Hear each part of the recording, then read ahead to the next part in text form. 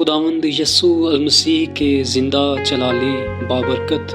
اور قدوس نام میں آپ سب کی سلامتی ہو۔ عزیز بہن بھائیوں، آج میں ایک ایسی آیت پر بات کروں گا جس نے کم از کم کئی سال تک مجھے بھی بہت زیادہ مایوس رکھا، اور یہ آیت کتاب مقدس میں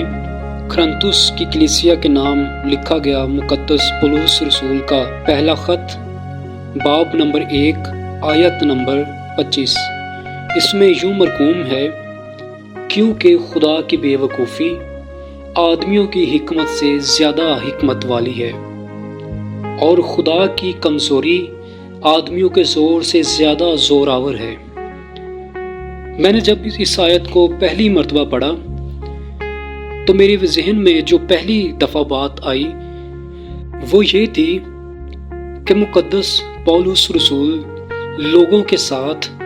خداوند تعالیٰ کا موازنہ کرتے ہوئے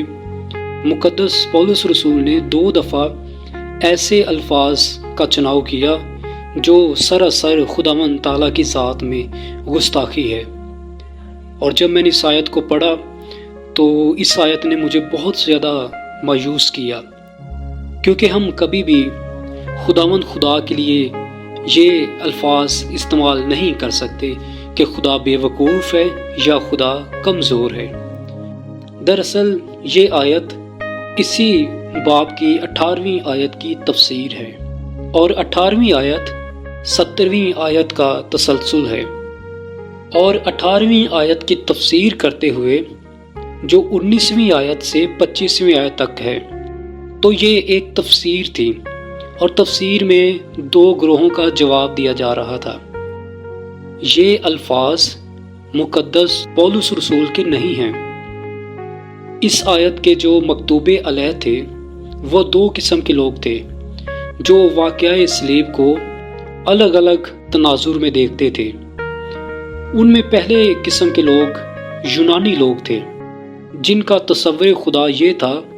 کہ خدا کے اندر کسی قسم کا جذبہ نہیں ہے،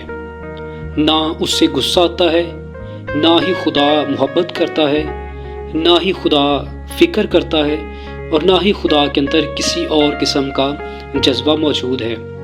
تو اس تناظر میں وہ کہتے تھے کہ اگر خدا نے اپنا بیٹا مجسم کیا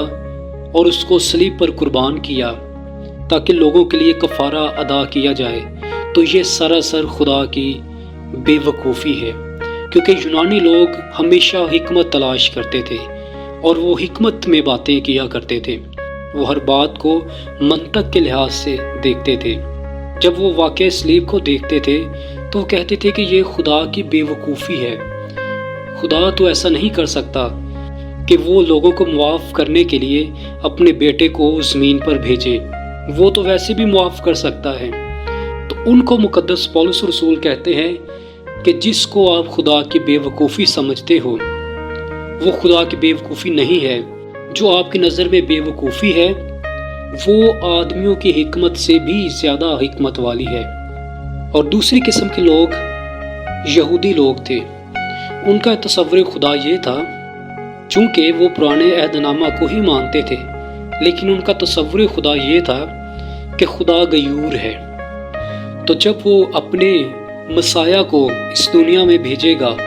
تو وہ پوری دنیا پر حکومت کرے گا، تو اس کے وسیلے سے یہودیوں کی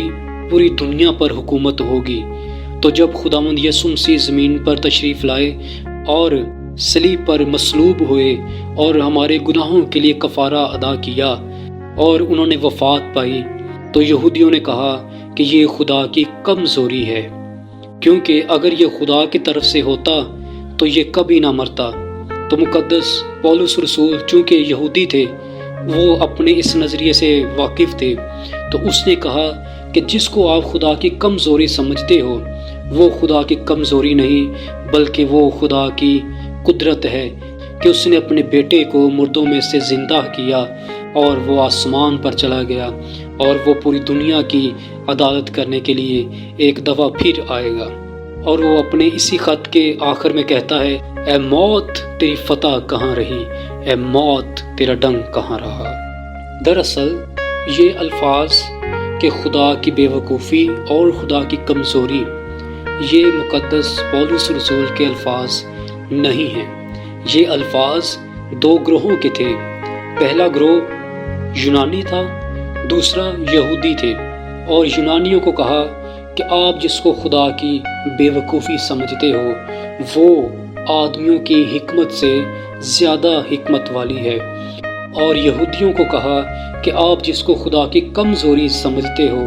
وہ آدمیوں کے زور سے زیادہ زور آور ہے۔ اس کے ہرگز یہ معنی نہیں ہے کہ یہ الفاظ مقدس پولس رسول کے ہیں، بلکہ ان الفاظ کو نقل کرتے ہوئے مقدس پولس رسول نے یہودیوں کو اور یونانیوں کو ایک ہی آیت میں دونوں کو جواب دیا ہے۔ خداوند آپ سب کو بڑی برکت دے، آمین۔